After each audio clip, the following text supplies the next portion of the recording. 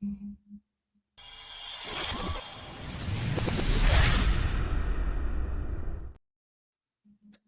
hope everybody had a fantastic Memorial Day weekend. Welcome to It's Always Game Day in Buffalo. Sal Capaccio, Matt Bove, and of course, we're going to start off by remembering and also obviously honoring those who gave the ultimate sacrifice for our country here on this Memorial Day weekend. And we always want to keep that in perspective and remember why we have off from all the things that we do and we go and we spend time with family and barbecue and all of that, Matt. But obviously, a day Mhm. to remember those who gave everything they had for us to be able to do something like this. Yeah, for sure. Before I was a sports reporter, I used to cover kind of just like general assignment news. And Memorial Day is one of those days where there's a lot of different events catered towards, honoring those people who have paid the ultimate sacrifice, like you said. And those were always very moving days, whether you're at a cemetery, whether you're at a parade, whatever it is, you just realize kind of the magnitude of what somebody lost and what those people gave to protect all of us.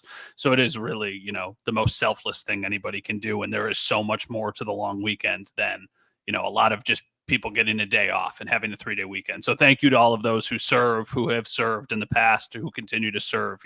For Sal and I, we both very much appreciate it.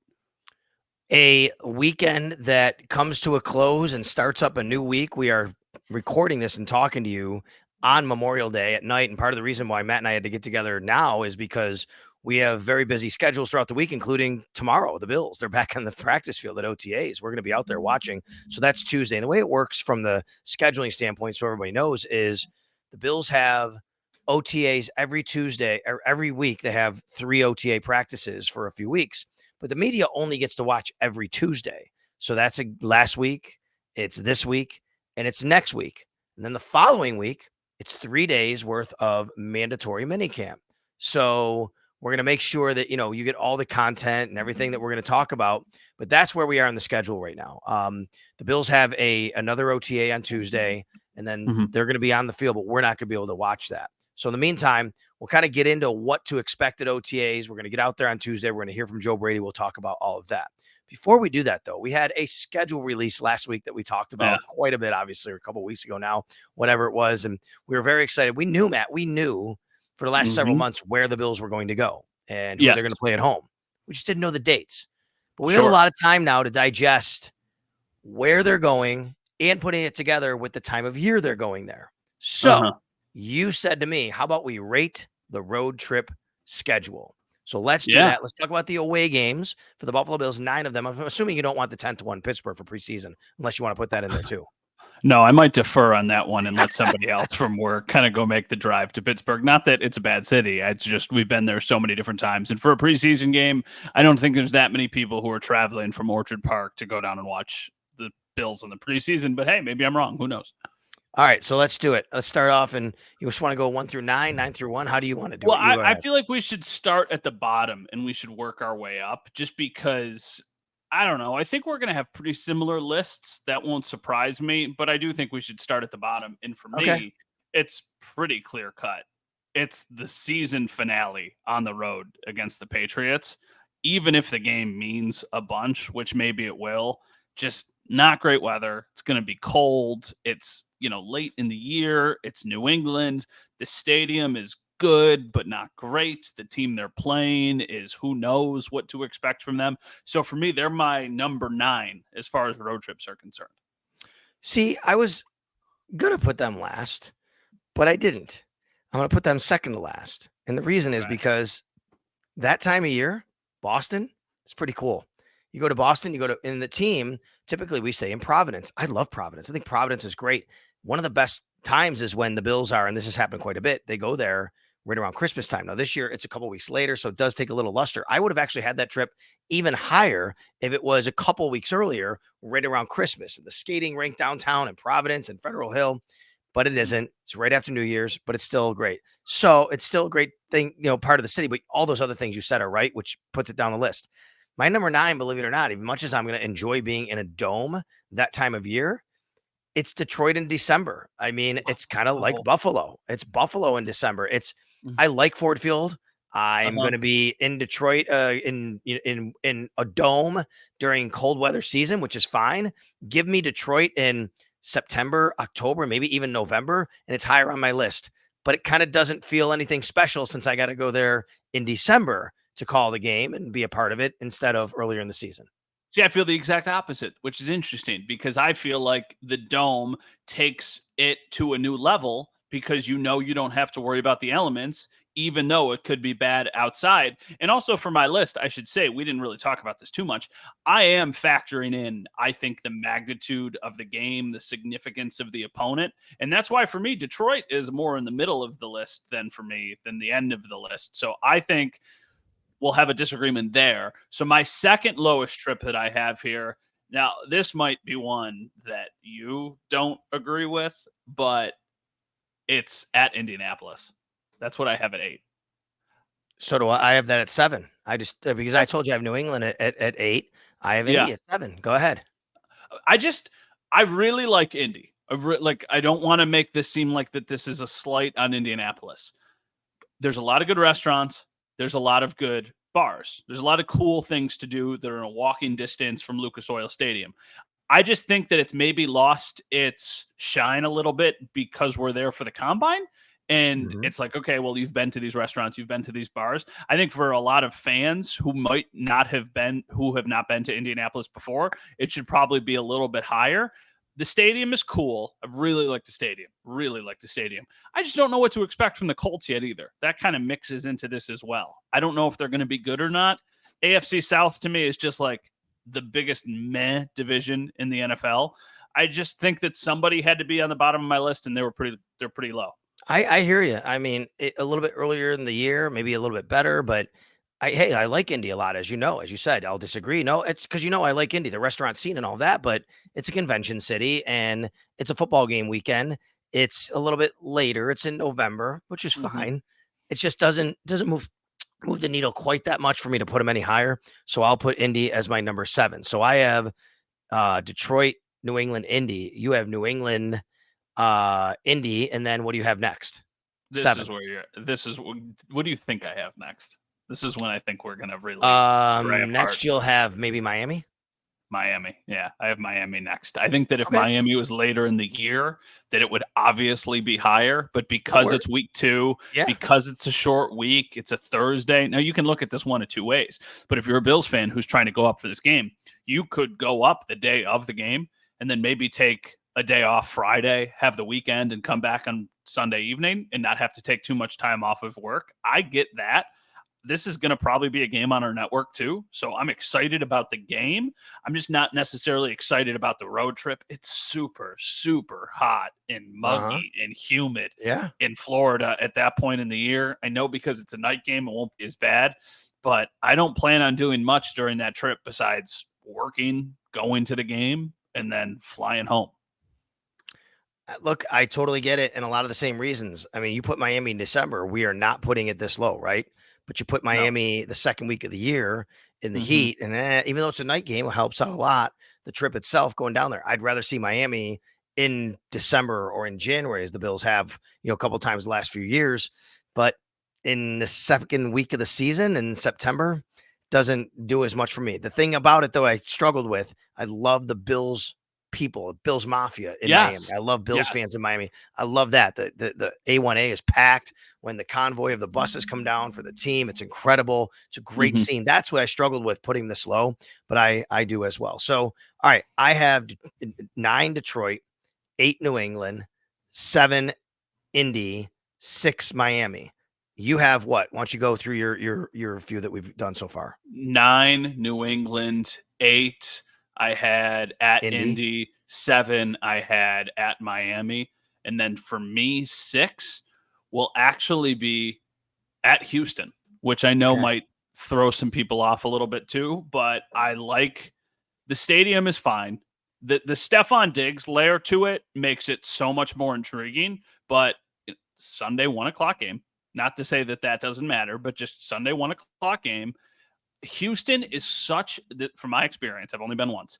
It was such a massive city that it was really kind of hard to navigate because it was so Mhm. big. It's not Yep. like when you get to, it's not like New York or Boston or Chicago or San Francisco where you get downtown and you can hop on a subway or you can walk around everywhere. I'm sure there are really easy ways to travel that I'm just not super familiar with, but I had a hard time navigating that city when we were there. The stadium is just whatever. I think it'll be a really good game, certainly higher than 6 from a strictly game standpoint, but the city itself, I just, when I went, I was a little underwhelmed the first time, to be honest.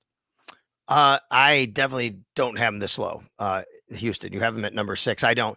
And I'll explain when I get to them what I like, what I don't like, but that's at number 6. Okay, let's get to our both of our number 5. I actually have, I think you'll not like this. I have Baltimore at number 5 here. Okay. Yeah, not Yeah. that high because I have a couple of like thinking about in the past all the rain that's happened in Baltimore, and that's probably Yeah. part of it. Now, it wasn't always Mhm. like that. They did actually have an opener there, not the one with the Peterman start and Josh Jones rookie year. The one before Yeah. that, a couple of years before that, 2016, they started there, and it was actually great weather all weekend. It was awesome. But to be honest with you, it's again another city where I feel like it might be a little bit hot or muggy, maybe some rain. I'm thinking about the weather. It's early in the season, it's a night Mhm. game. So it's not going to do as much for me. Maybe a little bit later, a good October day, a weekend in Baltimore might have been a little better. Uh-huh. But hey, it's nothing to complain about. It's a really cool city. I actually like the bar scene, real close to Yeah. the stadium. They have some really cool bars downtown, and we're getting to a spot now where some of these trips are, the better trips anyway. So I'm going to Mhm. go number 5, Baltimore. This is where I have Detroit. Now, I love the convenience of the trip. I like how easy it is. I like how affordable it is, likely going to be for fans who want to take the trip. Hop in a car, drive to Detroit, drive through Canada, 4 hours. There's so many hotels that are not right in downtown Detroit. You can stay in like Dearborn or one of those places that's not very far. It's pretty affordable. I love Ford Field. Love Ford Field. And I think that the It's great. atmosphere we got on Thanksgiving a couple years ago was so electric. Thinking that both of these teams are going to be good, I think that that's going to crank it up to an entirely different level. So I'm Mhm. really excited for this game. But just because of the points you made, December, you're going to go for more than just the game. You're going to go for the weekend. Maybe the Pistons play, maybe the Red Wings play. I mean, it would be elite Now, if listen, it I would was say, like, I would tell you, when I did my list, I thought about that, but since we don't have the schedule, I mhm, can't, I can't put yeah, him there yet. I mean, I don't for know, sure. right? Yeah, for sure. Absolutely. So, like this, if it was, it's just the fact that it's right in the middle. It feels like for me, that's where it belongs. Really love the facility, really love the stadium, really love the actual game itself. It's just there's ones that I like more. Okay, I'll let you go first at number. Where are we? 4. 4. New York. New York, even though we go so often, I love the city. Even though they do not play in the city, I think most people who will make this trip will go stay in the city and then they will travel out to East Rutherford for the game. I don't think most people are just driving up to East Rutherford. Maybe some people just stay in Jersey the whole time and they do like Jersey City or Weehawken or Newark or something like that. But awesome time of year to go to New York. I think fall New York is elite. We've obviously talked about there's potential of playoff baseball happening in New York right around that same time, which would be really, really cool. I just think unless you're going to New York for Christmas, this is the next best time. And we haven't done Christmas in New York, or at least I don't think I have. I've done it just to go, but I've never done it tied to a Bills game. So that's why I think a better upper echelon top half game for me. Yeah, I'm gonna have New York a little bit higher on my list because my number 4 actually is, even though it's December and it's gonna be warm, it's LA. And went to Mhm. LA last year in December. But what you said about Houston is very similar to the way I feel about LA. You can't go anywhere in LA. It's very hard to Mhm. navigate. There's no subway system. You have to drive everywhere. And honestly, Mhm. we generally stay out near LAX. There's not a lot going on out there. I don't exactly know where this year yet, but it to me is just it's anything you want to do. It's kind of difficult to do. You have to make an event out of it. You have to make a day. I have to kind of plan ahead and go ahead and do that. You can't just walk outside your hotel and go boom, get an Uber and go there. You can, Mhm. makes it a little more difficult. So look, the stadium is really nice, but it's more like it's there for an it's built to hold events, not necessarily just football games. It's Yeah. beautiful, but I don't need something like that necessarily. I love the fact that it'll be a little bit warmer, but I got LA because yeah, the only reason it's even this high is because it's LA in December. If this Yeah. trip was earlier, that would be way lower on my list. For me, the next one for me is Baltimore. You obviously mentioned Baltimore already. I think that once again, elite game, even though they're sometimes a pain to cover, something about primetime games just hit different. It just, just feels different when you're there. Josh Allen against Lamar in primetime. The fact that it's a primetime game gives people even more time to enjoy the city. It's an easy flight. You can hop on a Southwest flight, go direct to and from Baltimore really, really affordably. So it's a pretty high up trip for me. I really enjoy Baltimore. I like the harbor down there. I like the food in Baltimore. That's actually a question that Jackson Roberts from MDC in Rochester actually asked us, like, who's got the best food? I'm not going to say Baltimore has the best food that we're going to, but it's a really good food city. Yeah, the more I think about my list, I maybe should have bumped Baltimore a little higher. I mean, you're making great cases, and I'm thinking, boy, maybe it's just maybe because of the rain the last couple times, I haven't enjoyed the city as much. I haven't been able to go out Yeah. and do as much because I do think it's a cool city. And you're right, and the harbor is really good. So maybe I should have massaged it and put them a little higher. As it stands, though, I'm going to tell you my top two cities. I do have Houston at number 3.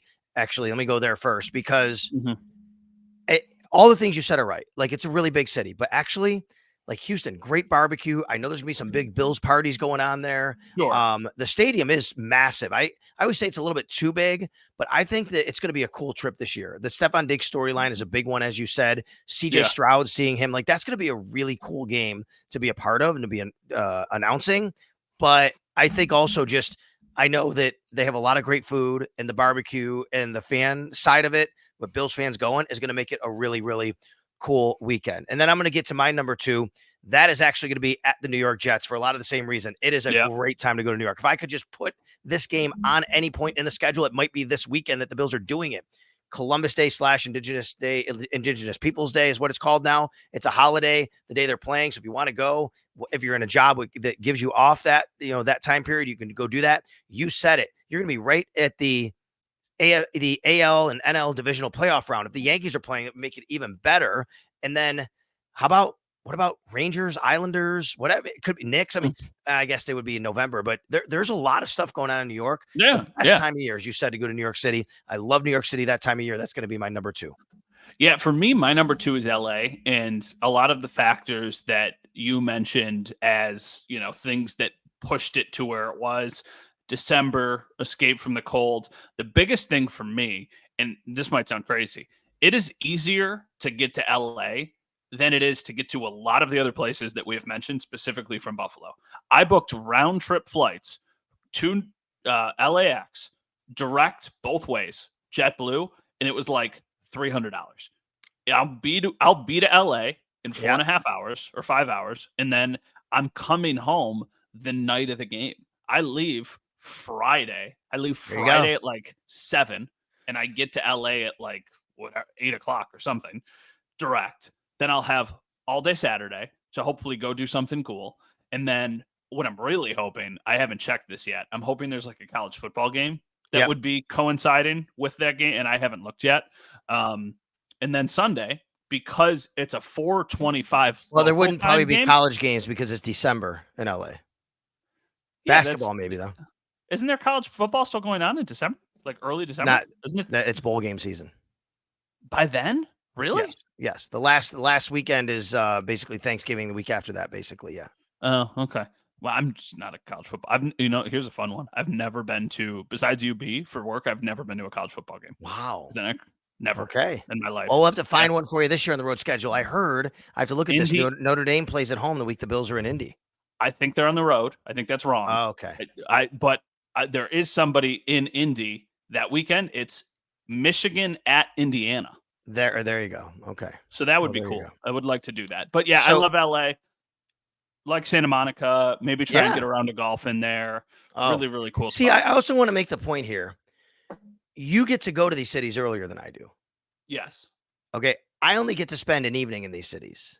I'm not complaining, folks. I'm on the team charter as one of the radio broadcasters, but we leave the day before the game. And by the time we get there, it's dinner time on Saturday. I don't really get to spend any time in these cities. So for me, it's more about a little bit of the nightlife, but not even that much. Going out, restaurants, whatever, go out for a cocktail. And then the next day it's the game and the stadium. And then you're back home. So for me, it's a little bit different. I can't play golf in LA. I can't play golf in Seattle or wherever we go here. You can, unless I make a personal trip out of it. And then we're bringing a whole other set of circumstances. But it seems like both of us have the same number one, obviously, which is Seattle. Yeah, it could have probably been anywhere on the list when the schedule came out, and it would have probably still been my number one. Maybe if it was in December, I would have said, no, we'll bump it down a little bit. It is one of my favorite places that I've ever been in the United States. I loved the last trip I made there, which was for the Bills Monday Night Football game in 2016. Everybody remembers that game. That game was crazy. There were so many different things that happened, but that was a game on ABC, Monday Night Football. So we were out there early. We got a really good chance to explore. So I'm looking forward to going back to Seattle. But actually, the other thing I'm looking forward to, look at this thing. So this is from our friends over at the Vancouver Bills Backers Bar. Sal, I still have your mug, by the way. I know. I've never said anything. You have it. I still have it somewhere down here. But bring it tomorrow to OTAs. I'm gonna drive up to Vancouver, and I think I'm gonna spend 2 days in Vancouver. So my wife and I, she's coming for this trip. She got the time off of work. We're gonna leave Thursday morning, and we're gonna, I think, do Thursday, Friday night in Vancouver, drive down to Seattle, and then do Saturday, Sunday in Seattle. And I love Seattle. It's the best. It's a great city.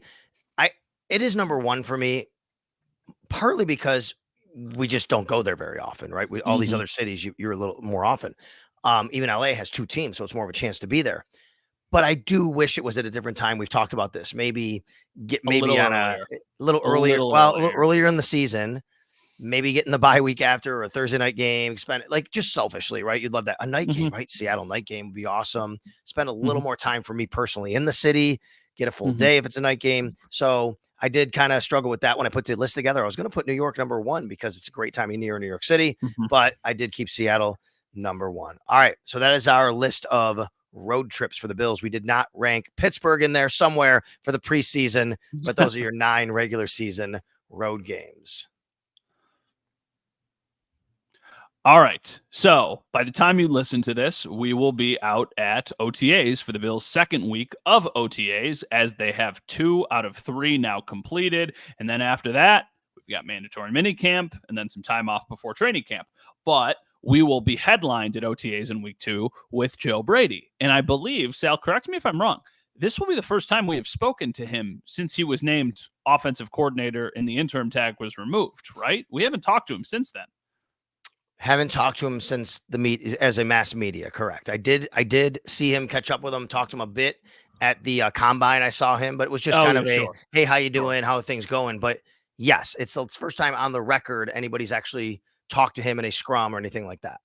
Yeah. So a lot of people, I think, are going to be wondering, hey, Joe, congrats on the job.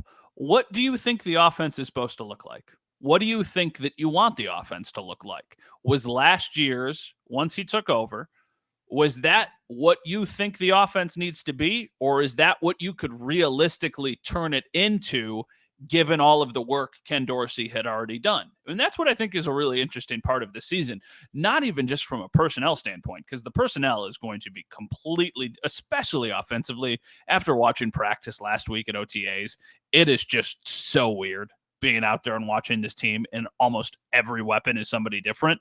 But what do you want? What's your balance? What are you going to try and do? What are you going to try and avoid? What do you want to try and take to the next level? So he's got a lot of questions that I'm sure he's going to be answered, and I'm interested in what he has to say. I agree with you. And from the outside looking in, based on the personnel, the roster, you say the roster is going to look a lot different. Yes, and I think that might be a little bit by design as well. Now, of course, they did trade Stephon Diggs. That was an active, decision they made. Gabe Davis went somewhere else in free agency. And of course, maybe the Bills could have kept him, couldn't have, whatever. They could have offered him more money. But, as opposed to some other people and reasons, they also, had a lot of changes on the defensive side. But offensively, specifically, they released Mitch Morse. And that's their decision to do that. And then move Connor McGovern to center. I think what the Bills are doing here, and I suspect Joe Brady will answer something like this. I don't know.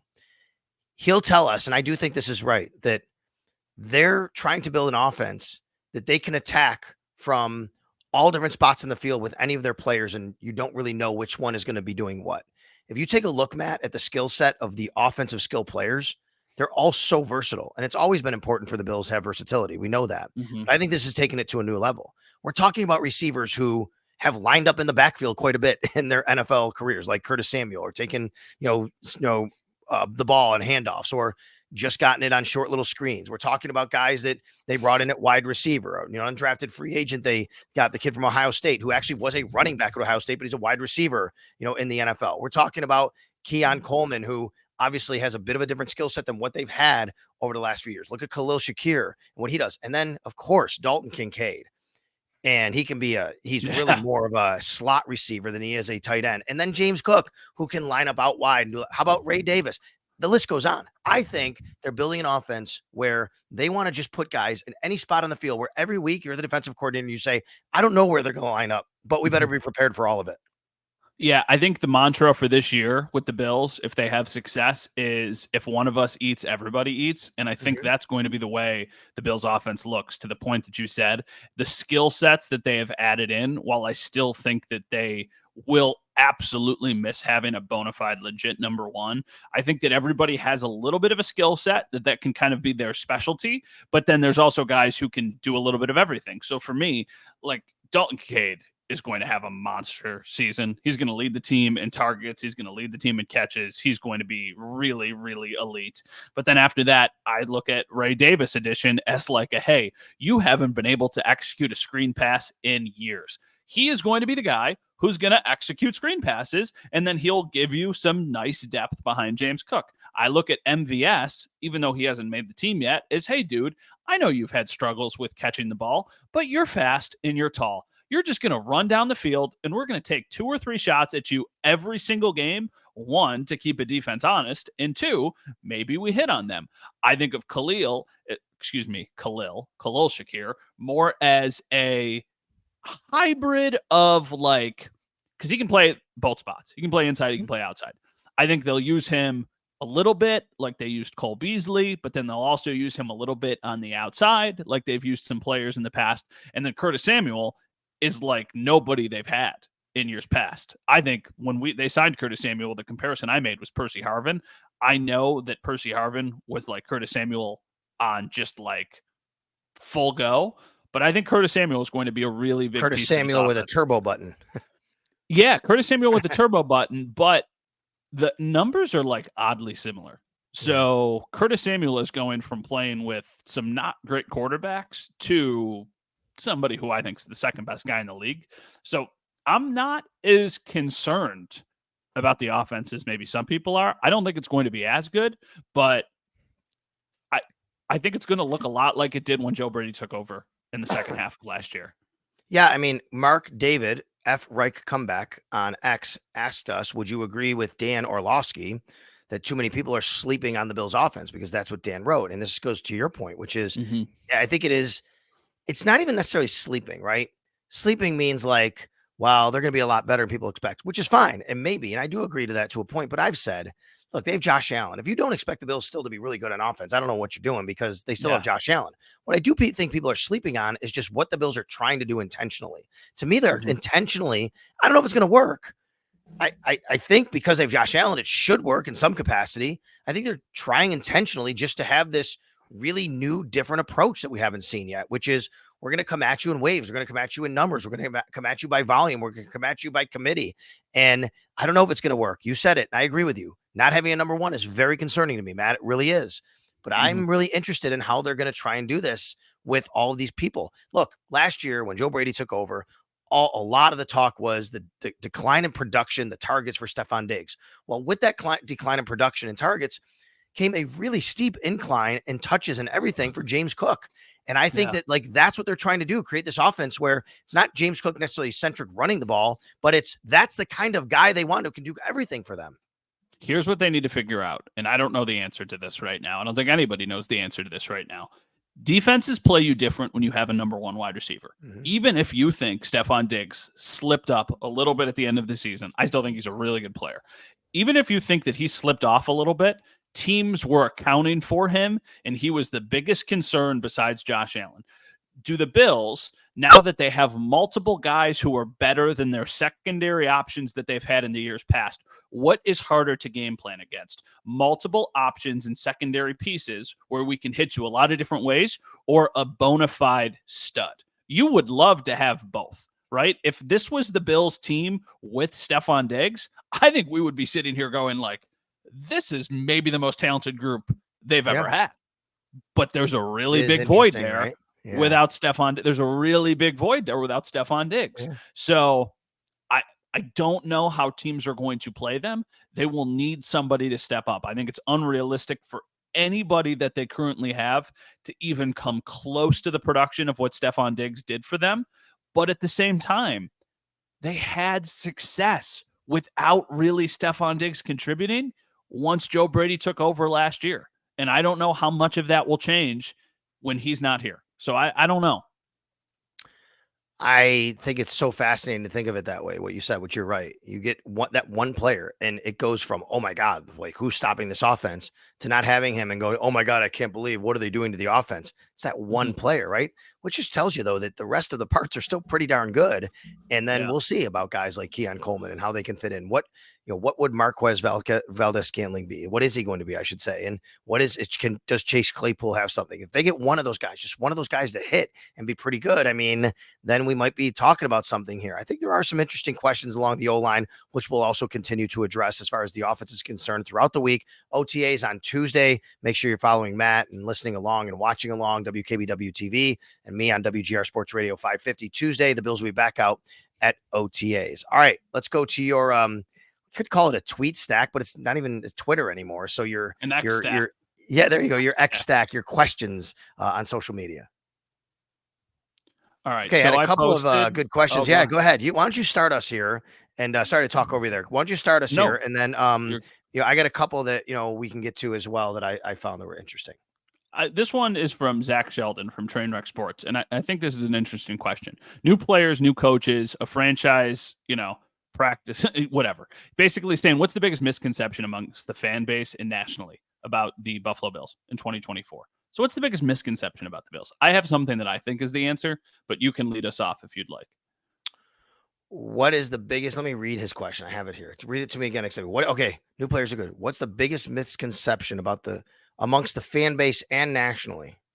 Okay, I think the biggest misconception is the Bills are intentionally in a rebuild mode. They are not. The Bills are still trying to win, but they had to make some necessary tough choices to be able to do that. They're still trying to win, and it reminds me a lot of 2017 when everybody said they were tanking. They're not saying tanking now. I get it. But they were said tanking, and they're like, no, we're trying to win. But these are the things we need to do to kind of get us there because we have to make some tough calls, and there's a new regime. I think the biggest misconception is that the Bills are in some kind of rebuild mode, and they don't expect to win this year, and they're just resetting for 2025. They are trying to help themselves for 2025, but they're in no way trying to intentionally take any sort of step back. Yeah, I think that's a good answer. For me, the misconception that the defense is going to be worse because of the players that they lost is kind of wild.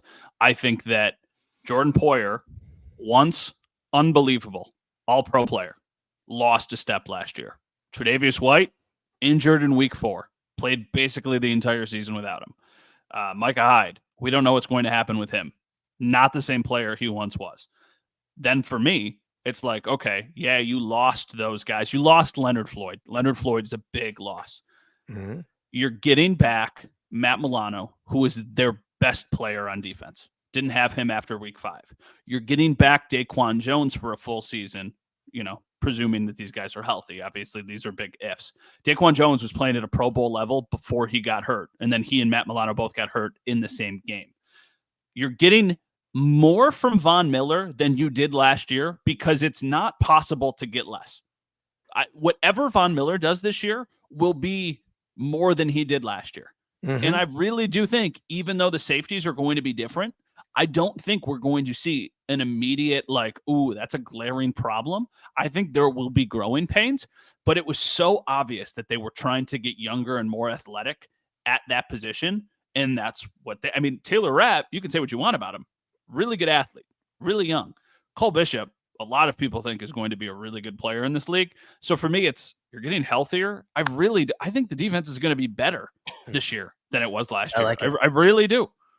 I like it. Let's get to Kirk from Kitsilano, I think it is called. All right, Kirk, he has a really good question operationally. He says, with an 18th game, whenever it happens, will rosters and game day actives go up, maybe 55 or 57, and then additional game day actives? Okay, great question. Let me just explain something to people. First of all, there's been a lot of talk about an 18 game season, Matt. Have you seen it? Roger Goodell is Yeah. kind of remember. He's very calculated the way he's been doing it. The reason why he's talking about it now, he knows it can't happen without the acceptance of the NFLPA. And right now, that can't happen without a new collective bargaining agreement. And the current one doesn't expire until 2030. So as of right now, we can't even have an 18th game for 6 more years at least. Now, they could go back to the table and the NFL and the owners could say, hey, guys, let's sign a new deal now. Let's give us an 18th game. What would you like in return? And there is your answer, Kirk, what you asked. Yes, one of the things that could happen, the NFLPA may say, look, you want to do that? Give more of our guys jobs. We're increasing the active roster limit. We're increasing the active game day limit, more game day checks for everybody.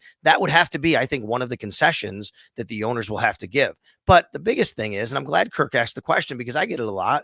People talk about it a lot, I should say, about the 18 game season. It's not happening next year. It's not happening the year after that. The NFL and the NFLPA have to agree on it. And right now, the collective bargaining agreement goes through 2030. There's a long process before we get to 18 games. There's a long process, but besides, if we can put the process to the side a little bit, don't you think that most people would be in favor of this? I know the players, there would be a lot of skepticism, but if you could have a bigger roster, another bye week, get rid of another preseason game, I think most players might actually be on board with this. Maybe I'm just really miscalculating this, but I will tell you that Lorenzo Alexander told me and Jody Biasi on the Extra Point Show last week. He stunned me by saying, when I said exactly what you did, like, I said it's happening at some point. He said, whoa. He said we did not want 17 games. The players didn't want it. He was very kind of adamant, like how many players did not want a 17th game. I, though, think from everything I read, that it was a little bit more of what you're saying, which is okay. Well, if you're going to give us all this other stuff that we really need, then we can absorb a 17th game. But so I don't know. I'm with you kind of, but the feeling from Lorenzo was no way. They do not want that to happen. It's an interesting debate, but like they're going to get it. It's not a matter of if it happens to me. It's just when it happens. That's what I think anyway. Especially with all the new money coming in from TV over the next several years and all the new streaming platforms and what they can offer and what they could do and the revenue that they can offer the players extra, which the players would have to get some of. Sure. And they will. And like the contracts are just going to continue to explode because they're not paid a lot already. This question is from Pat. What do the Bills do with the money that they get in June? I think there's a couple different ways we could go here, but I think they first sit on it. I don't think they're doing anything with it. I think they're going to sign their rookie class, and that's not going to take up much of it. By the way, should be about $3 million tops. I think off the salary cap, cash wise, it'll be more than that. And then I think they sit on it. I could be wrong. You tell me if you disagree. I don't think there's any grand plan to take the June 1st money and go sign someone or trade for someone. If something were to come along, then you think about it and you do it if you're Brandon Beane. But until that something happens, you don't use it. You have it there in case. I think it's like the break glass in case of emergency money, in case you decide you need something. They'll use some of it. Like they won't just like not use it. Obviously, they'll sign the rookies. I bet that they go out and sign like a veteran pass rusher or something. Honestly, what they would be looking for would be last year's version of Leonard Floyd. I don't think that they'll spend as much on somebody as they did on Leonard Floyd last year when they got him. But I think that a pass rusher, this team still needs another pass rusher. Who knows? Like, who knows what Javon Solomon is, right? Like, who knows what Casey Toohill is? We don't really know. Right. But I think that there's guys who have potential, but you could use another bona fide guy in your top 4, because right now, to me, there's not even really a top 2. It's Greg Rousseau, and then I don't know what the heck to expect from Von Miller, and then / AJ Epinesa. I think AJ Epinesa will take a step, but I don't know if it's a big enough step to be like I know they rotate so much, but your other starting edge rusher, your other starter. I don't know if it'll be him or if it'll be Von Miller. I really don't. Finally, from me, I'll read one from Coach Wojcik, who asked us a really good question. He said, Matt Perino and Ryan Talbot are good friends from the Shout podcast, posted some videos to their text line with Coleman working out with CeeDee Lamb. I've seen this. Have you seen these? Coleman Yeah. working out with CeeDee Lamb. It's Mhm. evident from the film they are two completely different wide receivers. From your attendance at camp, OTAs, does Coleman look tight and slow twitch, or is the comparison with CD? Look, I think so much has been made about his slow 40 time that people are looking for things to say how slow he is, whether Mhm. it's straight line speed or off the line. The first video I ever posted of Keon at rookie camp, he was getting off the line, chopping his feet. And I don't know what Adam Henry was teaching him, not teaching him, but oh my God, you would have think this guy was immediately declared a bust by everybody simply because he Yeah. chopped his feet at the line against air off the line of scrimmage. My impression was he looked just like every other receiver out there at OTAs, honestly, other than the Mhm. fact that he's tall, a little taller, right? I mean, he's taller, he's skinny. Mhm. I don't understand that. He didn't look like any slower or faster or anything. These guys, he kind of just fit in with everybody. That's the way I would describe it, Matt. He's going to win in different ways. Yes. Like if you're comparing him to Stephon Diggs, yeah, he looks slow and choppy and not as fluid. Stephon Diggs might be the best route runner in the NFL, and we saw him in the prime of his career. He's not going to completely just beat somebody because of his fluidity and because of the way he could get a defender to open up his hips and then completely cut the other. Like that's probably not going to happen. But he's also an athletic freak who could win at the point of attack, who could win down the field. Like, I just don't think that it's a fair. I'm not saying that this is what this person is saying. I just think that a lot of people are trying to compare him to Stephon Diggs, and that's not what he is. And that's not what he will ever be. He's not going to be that type of player, and that's totally okay. That does not mean that he won't work in this league, or that does not mean that he'll have a ton of success in the league.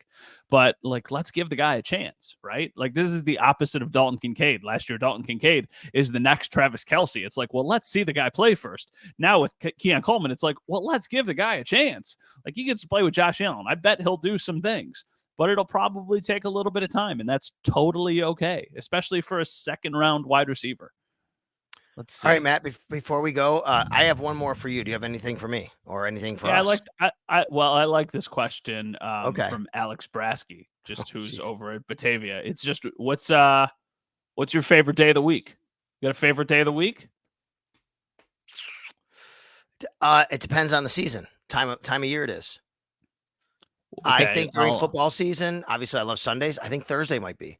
I love Thursday. I can look forward to the first game of the week. Tomorrow's Friday. The weekend's very close. I love Mhm. Thursdays during football season. During the summertime, I don't know, Saturdays probably. My son plays baseball, coaching. The weekend starts. Yeah, Mhm. maybe something like that. Wow, Mike, producer Mike. Honestly, Monday set the tone Wow. for the week. Wow, that Rainy is days like a and Mondays always get me down, Mike. For me, I like your Thursday because I'm kind of on the same wavelength here. For me, it's Friday. I Yeah. just think that the anticipation of the weekend is usually better than the weekend itself. And you still get your Friday night. You don't have to wake up the next morning. So for me, yeah, it's Friday. I love Fridays. All right. Matt, I want to ask you, what's the most amount of golf you ever played in one day? How many holes? Oh, gosh. I know why you're asking me this question. Um, I think I have played 54. I think 54 It's is a the lot of most. holes. It might not have been 54. It might have been 45. I know I've definitely played at least 45. I don't know if I've played. So my friends and I and a group of our friends and their dads always go on this golf trip to Coudersport, Pennsylvania, Okay. Potato City. And there's a little golf course down there. Yep. And we go down on a Saturday and we play as much golf as we can. We do a big match, us against It's our, right over the border, right? Coudersport.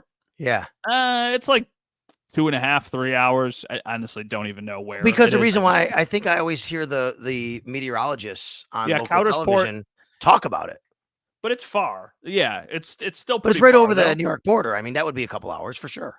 I'm gonna look it up right now because I Okay. don't know if it's right over the border. But yeah, 45 or 54. But I know why Well, you're asking. Yeah, yeah. it's right over the border, but it's more like towards like Olean. It's like It below always seems like Olean it always and seems like not they're one of the ones that like get a lot of snow. They're always talking about snow there. I'm not really sure. It seems like that. probably. It's one of those areas. The reason I'm asking, as you know, but a lot of listeners might not. Tuesday night, I will have the honor and pleasure once again of being the MC for the Patricia Allen Fund at Oshai Children's Hospital and Josh Allen's Patricia Allen Fund in honor of his late grandmother. 117 holes. I'm not playing 117 holes, but Eric Wood is playing 117 holes, and a whole bunch of other people are playing 117 holes, and they're raising a lot of money, tens and hundreds of thousands of dollars for Oshai Children's Hospital. They start as soon as the sun goes up. They end before the sun or right when the sun goes down. It's a full day, and it's amazing. And I just don't know how fast you have to play every hole to get 117 in. Well, they start at what, 6 a.m. and then Yeah, they I wrap think so, up yeah. around 8 p.m. or something like that. I think they were off before that last year, if I remember right. But yeah, it's not quite 14, maybe 12 hours, 13 hours. Jeremy did it. Jeremy White has done it. Jeremy right? plays 100 holes. 100 holes. Okay. Jeremy so does 100 100 for the Courage of Carly Fund, and Luca, the young boy that he's friends Yes. with, the family that passed away. So this is for Oshai. This is at Craigburn, right? Yes. So Craigburn for 18 holes will beat the heck out of you. So for 117 holes, I cannot even now. And there's a couple. They walk, right? They don't ride. We're gonna walk. They're gonna walk 40 miles. 40 miles. Do they now caddy? They get a caddy or somebody like carries their bag? I'm assuming. I'm not sure exactly. I'm not out there with them. And then what happens is Josh will be out at OTAs, and then Josh will come over after OTAs, and he'll go in a cart from group to group, and hole to hole. He'll play a little bit with them and talk with them and all of that. For sure. Unbelievable. I think that's an incredible event. Obviously a very, very good cause. 117 holes of golf in a day walking is an absolute, 40 miles, right? Like there's going to be people who are listening to this, watching this, who are like, golf's not a sport, whatever you think. Go walk 40 miles outside. Like, good luck. I haven't done anything like that. I don't know how I could do that. It's unbelievable. And then swinging clubs on top of it. Our buddy Eric Wood is playing in it, and I shared his page to help for the fundraising. If you'd like to do that, you can hit me up on X. You can hit my page up, I should say, or Eric's page up on X, ewood70 or Sal Sports, and you can donate to his page. There's still plenty of time while you're listening to this or whenever for his, efforts to go play 117 holes of golf along with a whole bunch of other people. You can always find Matt as well at Matt_Bove on X. And of course, we'll be here all week at OTAs on Tuesday, talking about it on the radio, showing video on television, and letting everybody know what happens, Matt. Yeah, absolutely. It's fun. It's crazy. So we've got OTAs now, and then next week we've got our final day of OTAs. We've got some cool stuff planned to Channel 7 for next week, and then after that, it's mandatory minicamp, and then see you later for a month until training camp starts. We got to say see you. What? Did we talk since training camp officially back to Rochester? Did we talk since then? We've talked about it, yes. But and I think you didn't you talk to not officially. You had the Buffalo Plus people on to talk about training camp in Rochester. I have in the past. I haven't recently. I thought you might have when I was in Australia. Maybe I thought you guys talked about that as well when you had them on. I'm not really sure. But either way, we have mentioned it is in the training camp. We'll get into more of that and maybe some chances for everybody to come out and see us as well at some point during training camp. But we have to say goodbye here. Thanks to our producer Mike Robier. Of course, you can watch us if you only listen to us. We are on video at Sal Sports at Sal Sports YouTube is where it is. The YouTube page is Sal Sports. And of course, if you're watching us, you can always just listen to us on a drive or whatever. And that's wherever you pod. It's the Always Game Day in Buffalo podcast. Thanks for being with us once again.